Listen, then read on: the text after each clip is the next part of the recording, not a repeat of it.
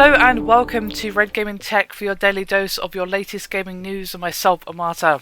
Today is the 26th of November and this time I bring you an update regarding the PS4 and some of the prices of the digital games on the UK version of the PlayStation Store from EA. Now EA has actually dropped the price of its digital games on the PlayStation Store in the UK after it was revealed on Monday that all 5 of the PS4 launch games from them, which are of course Battlefield 4, Need for Speed Rivals, FIFA 14, Madden NFL 25 and NBA Live 14, were all priced at £62.99 on the digital marketplace. Now, EA has since reduced these prices a little bit by £3, meaning that each game now costs £59.99 instead. And just a little bit of a clarification and a little bit of a comparison. The same games are priced at £54.99 on the Xbox One's digital marketplace. So essentially for those of us in the UK, we're paying a little bit extra just because of our choice of platform, which is a little bit uncool to say the least. Now, while it's a nice effort from EA to reduce the prices at all, I think a reduction of £3 is not really enough, as these prices are still pretty high, especially when you compare it to the retail versions and when you take into consideration the fact that once I have purchased one of the digital games, I am stuck with it. I cannot resell it, I cannot lend it to a friend, I cannot put it on eBay, I cannot do anything with it. It's always just going to be there. Whereas if I decide to say wait another day and go down to my local game store or what have you, pick up the box copy, once I've played it through and I've decided, you know what, I'm not really interested in this game anymore, I can then sell it on. So not only am I paying less, I'm paying less for more features, essentially because, well, I can sell that disc on, I cannot sell the digital copy on, so yeah, not exactly great. However, I have a full list of updated digital prices for the PS4 in the UK. So, if you're curious about some other games that aren't from EA, they have been updated as well. So we've got Angry Birds Star Wars, which is £32.99. Assassin's Creed Black Flag is £57.99.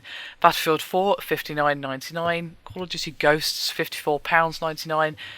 FIFA 14 is £59.99, Injustice Gods Among Us £52.99, Just Dance 2014 is £42.99, Killzone Shadowfall is £52.99, Knack is £52.99, Lego Marvel Super Heroes is £52.99 again, Madden NFL 25 and NBA Live 14 are both £59.99, as well as Need for Speed Rivals. As for PSN games, we've got Contrast, which is £12.79 if you're not getting it for free on PS Plus. Putty Squad is £13.99 and it's £12.79 for Resogun if you're not getting it free on PS Plus. Super Motherload is £11.99 or £10.79 on PS Plus, and Trine 2 The Complete Story is £14.49 or £11.59 if you are using PS Plus.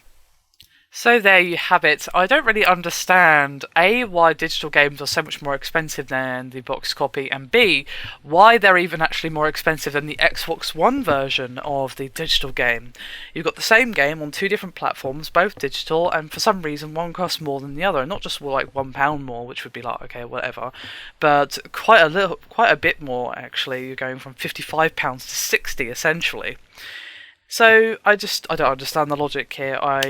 I genuinely don't. I know PSN has always been a little bit more expensive. Of course, the Xbox One version digitally is also more expensive than the retail version, considering that some PS4 games and Xbox One games are retailing for about £48 depending on what store you go to.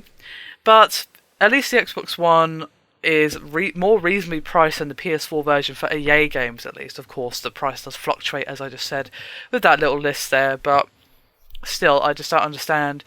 I don't think £3 is really enough. I think that the price for digital games should be the same on each platform, Xbox One, PS4, etc. Of course, if you're dealing with different currencies, then, you know, if it's X amount of euros on the Xbox One, it should be the same X amount of euros on PS4. That's personally how I think it should be done, rather than having this weird discrepancy that I don't know why that is. Perhaps EA, Sony, Microsoft, someone can shed some light on this, because honestly, I'm not really sure what's going on there.